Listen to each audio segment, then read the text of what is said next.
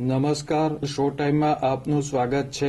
ભાવનગરના કાળિયાબીડ વિસ્તારમાં આવેલ ખાનગી હોસ્પિટલમાં ડિલિવરી માટે દાખલ થયેલ મહિલા અને નવજાત બાળકનું મૃત્યુ થતાં પરિવારજનોએ તબીબની બેદરકારીનો આક્ષેપ કર્યો છે।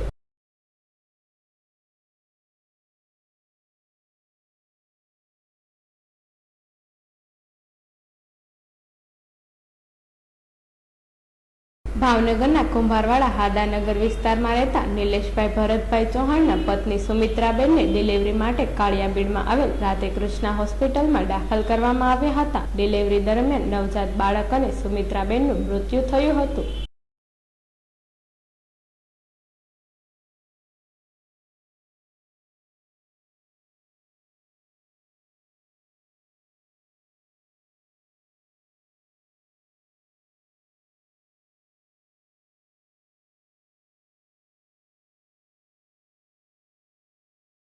હોસ્પિટલના તબીબ દ્વારા દાખવવામાં આવેલી બેદરકારીના કારણે માતા પુત્રના મૃત્યુ થયા હોવાનો પરિવારજનોએ આક્ષેપ કર્યો છે।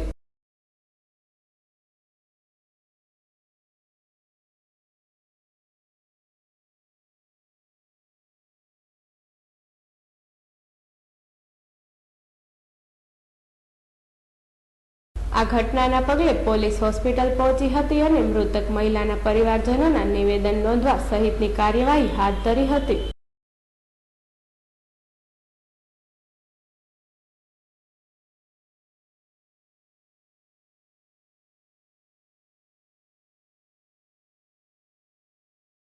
આ ઘટનામાં ન્યાયિક કાર્યવાહી કરવામાં આવે તેવી મૃતક મહિલાના પરિવારજનોએ માંગણી કરી છે।